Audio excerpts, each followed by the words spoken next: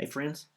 Um, we're going to continue today in the Study Through the Bible series. This will be lesson number 7 in this series.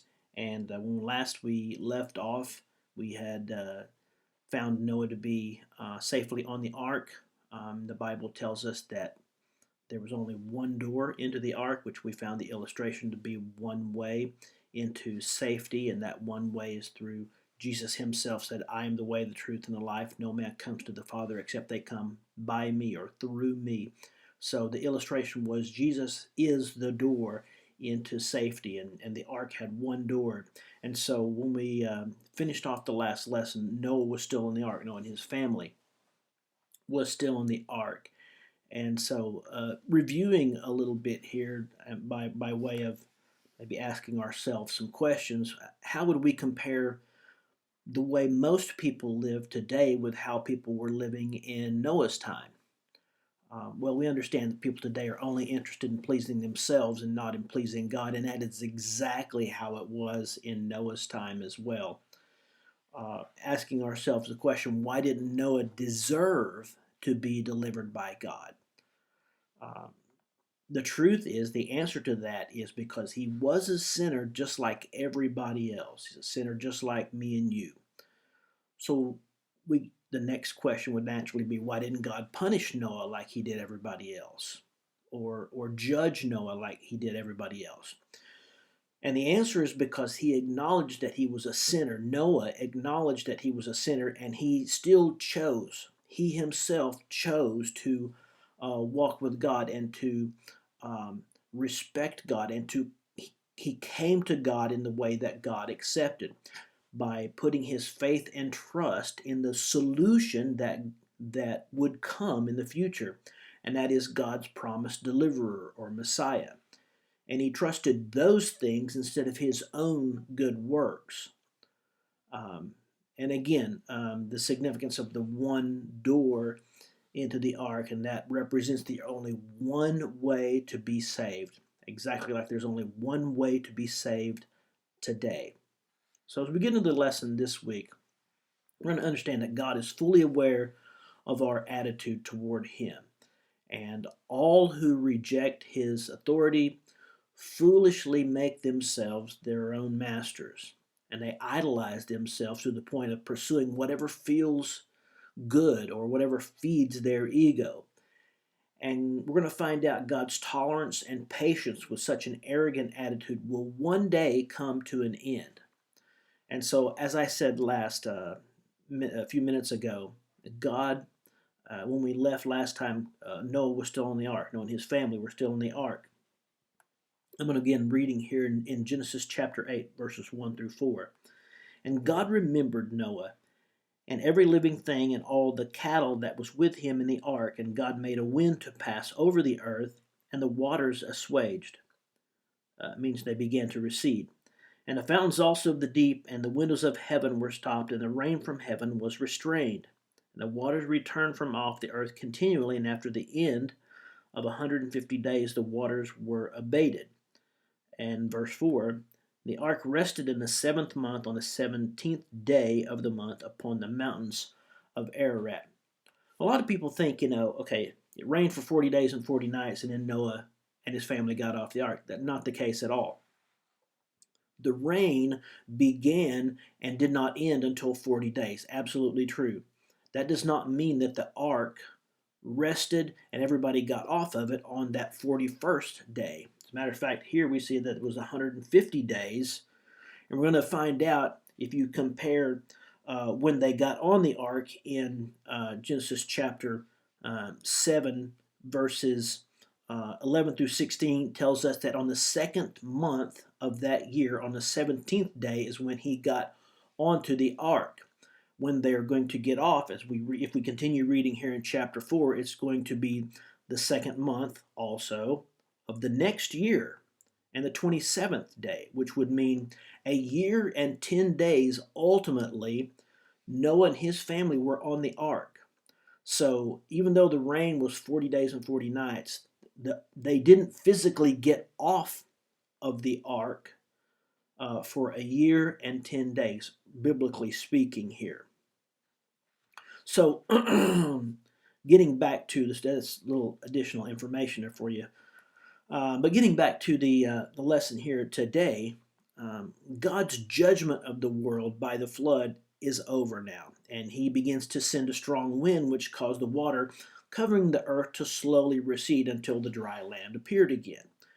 What do you think this wind would do to this muddy soil? Well, it would dry it to make it inhabitable again. It would make it to where it would support the animals and also Adam and his family. So God kept Noah, his family, and all the animals safe on the ark. I'm going to begin reading here in chapter 8, verse 14. And in the second month, on the 7th and 20th day of the month, was the earth dried. And God spake unto Noah, saying, Go forth of the ark, thou and thy wife, and thy sons and thy sons' wives with thee. Bring forth with thee every living thing that is with thee, of all flesh, both of fowl and cattle, and every creeping thing that creepeth upon the earth, that they may breed abundantly in the earth, and be fruitful and multiply upon the earth. Noah went forth, and his sons and his wife, and his son's wife with him, every beast, every creeping thing, and every fowl, and whatsoever creepeth upon the earth, after their kinds, went forth out of the ark. So God, here's something for us, as I mentioned the last lesson. God always does what He says He's going to do. God said He would save everyone who entered in the ark, and that's exactly what He did. He said He would destroy everyone outside of the ark, and that's exactly what He did. So what does that teach us about God? He always does what He says He's going to do. And just again, here more information. The biblical account, you have many people in the world today who want to discount this idea of the biblical flood or a worldwide flood, and they say, well, okay, so it's possible that this is a legend, or it's possible that this was a local flood and it destroyed the people in that area. But it's curious that so many evidences for a worldwide biblical flood, if you actually get to do a little research into it. And it's interesting that note, no matter where you go in the world, every people or tribe has a flood story. There's stories that have been passed down by word of mouth from generation to generation, and their accounts originally were all the same as what we have in the Bible today. But because they were not written down or recorded in the same way, and were not diligently preserved, like God chose these certain people to record these words and be very meticulous and take great care of preserving them as they were, then some of these flood stories from other cultures, other lands, became distorted over time. But there are so many in different cultures, different lands, a story of a worldwide flood. So now, after the ark, we're here in Genesis chapter 8. I'm going to read here in verses 20 to 22.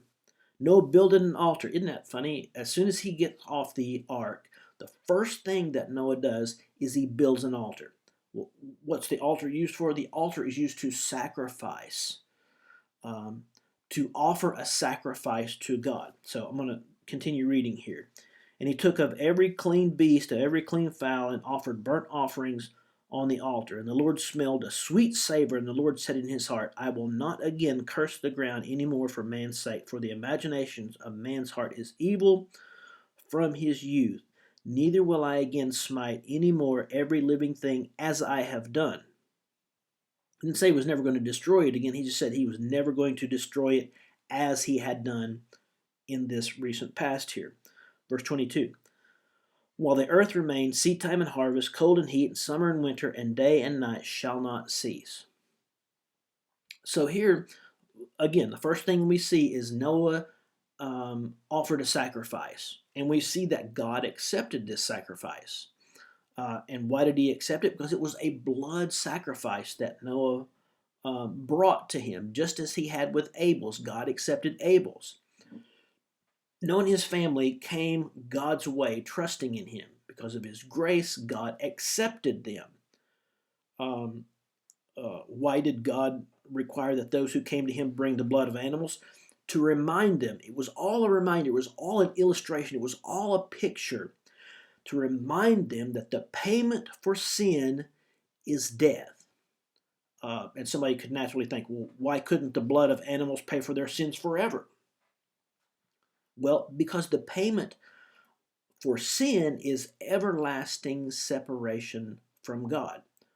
So why did God accept Noah and his family in the blood of animals if the blood of animals did not pay for sin? Because they came to God as he had taught them, and they trusted in him to send that deliverer, to send that Messiah, the one who was promised back in the Garden of Eden, Genesis chapter 3 and verse 15. So the descendants here of Noah, his sons, Shem, Ham, and Japheth, as time grew on, their children and their children's children became rebellious. They rebelled against God. We're going to flip over a few pages here to Genesis chapter 11. I'm going to begin reading in verses 1. I'm going to read 1 through 4. And the whole earth was of one language and of one speech, and it came to pass as they journeyed from the east that they found a plain in the land of Shinar, and they dwelt there. And they said one to another, Go to, let us make brick, and burn them thoroughly. And they had brick for stone, and slime had they for mortar. And they said, Go to, let us build us a city and a tower, whose top may reach unto heaven, and let us make us a name, lest we be scattered abroad upon the face of the whole earth. And the Lord came down to see the city and tower which the children of men had builded. So here we see the population had again increased. More than 3 generations had passed since God saved Noah and his family from the flood. So many people again were living on the earth at this time. And sadly, we see that these descendants of Noah's children turned away from God. See, although they knew about God, they knew what God expected of them, the majority of them refused to even consider what God wanted. They did not want to trust in him or obey him as Abel had done, or Seth, or Enoch, or Noah had done. Because they didn't care about their sin, they felt no need to offer sacrifices to God. They were exactly where the evil one, our enemy, wanted them to be. Now think about this, what these people must have known. What did they know about God, Adam and Eve? Well, God did what he said he would do. They chose to be independent from God, and they died. They begin the process of death immediately, and eventually they died. What did they know about the terrible flood? They learned that God judges disobedience. Did they know themselves how to come to God? Yes, they absolutely knew. It had been passed down to them. But they had turned away from the truth about God. And they followed this pattern of moral decline described here in the Bible. They deliberately turned away from what they knew to be the truth about God, and their minds became more and more evil and foolish. They made statues of people, animals, birds, and reptiles, and worshiped them instead of the true and living God. And it is true that not everyone may worship those things, but Satan knows that if he can get someone to devote themselves to anything other than God, then he's done his job. So the descendants of Shem, Ham, and Japheth, we see here in Genesis chapter 11, begin to this idea of building a city and a tower. The citizens of this town looked to a man to lead them instead of God. One of those men that was chosen as a leader was called Nimrod. He was known for his ability to organize and lead men. If you look back into Genesis chapter 10, we can read that, verses 8. Cush begat Nimrod. He began to be a mighty one in the earth. He was a mighty hunter before the Lord, wherefore it is said, even Nimrod, the mighty hunter before the Lord, The beginning of his kingdom was Babel, so one of the leaders there in Babel. And so one of the cities that he and the people built was this city called Babel. And translated another way in other parts of the Bible, it's also known as Babylon, which currently today is in modern day Iraq. And it's the location of that area is just south of Baghdad, just for your information. So when they built Babel, the people deliberately disobeyed God's command. So what command did they disobey? Well, God had commanded Adam and then Noah and his sons to inhabit the whole earth. But by pooling their talents, their wickedness, they thought that they could build something to reach to God. Now, what does that sound like? They began to exalt themselves. They tried to raise themselves to the level of God. That sounds to me exactly like the rebellion of Satan. Satan tried to elevate himself to the place of God, and now we see the people who are being used by Satan. They're also trying to do the exact same thing. So God sees the people as they begin to build this city and this tower. As I read in verse 5, the Lord came down to see the city and the tower which the children of men builded. And the Lord said, Behold, the people is one, and they all have one language, and this they begin to do. And now nothing will be restrained from them which they have imagined to do. So God saw this, and again, he was not very happy about it. He was fully aware of their plans. See, he had saved their ancestors through his mercy because they followed him, and now the descendants were turning their back on him. In spite of this, though, they were still accountable to God. And God did not let this go unnoticed. God was paying attention. He's going to pay attention to us too. So in exactly the same way that these people could not hide from God in any way, we should have the same understanding. We're never, ever going to be able to hide from God, hide what we're doing, hide what we're saying, hide what we're thinking. God understood exactly what was going on here, and it's going to be his decision because they're getting together and trying to elevate themselves in the same pattern of Satan, that he's going to scatter them. He's going to scatter them physically. So, look in verses 7 through 9. Go to, let us go down, and there confound their language. So you understand now the city of Babel, and what that word, at least in the English language, to babble means to utter a language that is not understandable. This is God's word. Go to, let us go down, and there confound their language, that they may not understand one another's speech. So the Lord scattered them abroad from thence upon the face of all the earth, and they left off to build the city. Therefore is the name of it called Babel, because the Lord did there confound the language of all the earth, and from thence did the Lord scatter them abroad upon the face of all the earth. So at Babel, we see the people here rising in rebellion against God. They plan to exalt themselves like Satan had done. You think God was going to allow this? Not a chance.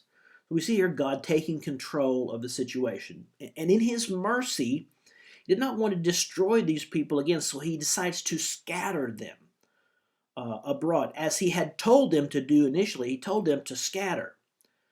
So he himself is going to take it upon himself to scatter them. So now many people have speculated about how God would have done this. Some say that just confusing their language would scatter them. And maybe that's so. Some said that God physically picked them up and physically carried them to a new area with a new language. And maybe that's also a possibility. Here's my thought. I'm not saying that this is what the Bible says, but I think we can find some clues here when we get a closer look, I'm going to go back one chapter to Genesis chapter 10 and verse 25. Genesis chapter 10 gives us the descendants of Noah and his children. And we have a clue here in Genesis chapter 10. I want you to look at verse 25, talking about some of the descendants here of Shem. And it gives us a little clue into an event that happened during the life of one of these descendants. So Genesis chapter 10, verse 25 says this, "And unto Eber were born two sons. The name of the one was Peleg. For in his days was the earth divided. And his brother's name was Joktan." I don't know if you've ever noticed on a world map that the continents seem to kind of, if you take them, they kind of fit together, almost like the pieces of a puzzle. See, this is exactly what I think happened, and even those who don't believe in a worldwide flood subscribe to this theory of, at one point in time, the earth, all the continents fit in one place, and they call that Pangea, this one landmass on the earth. And if you put them together, they all kind of fit. So I think, this is my theory anyway, this is exactly how God chose to scatter the people. And this is exactly what I think when it says here in Genesis chapter 10, verse 25, the earth was divided. God used this to scatter the people by dividing the earth. He scattered them abroad, even putting oceans between them in some cases. So he's going to remove them from their city, and he's going to confound their language. So this was God's plan, was that man would populate the whole earth and inhabit the whole earth. And this is how he finally accomplished that. See, the point I'm trying to make here is God is never just going to sit back and let things go too far. As we've seen up to this point in the Bible, God has never just let rebellion and disobedience go unnoticed or unjudged. We could say unpunished. So think about this. He's told us what will happen. God has told us what will happen if we disobey. And we have the illustrations of what happened with Adam and Eve, what happened with Cain. He's told us what signs to look for when he has had enough. In the Bible, it talks about the terms earthquake, famine, and rumors of war. And all of these things would be signs of God's soon return to judge disobedience. We see these in the New Testament.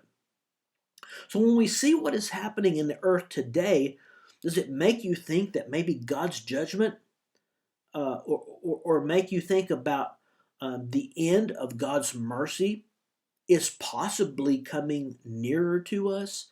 And that's exactly what I think. When we see the signs, when we see these things happen, when we see these prophecies being fulfilled, we can know that God's patience is running very, very thin.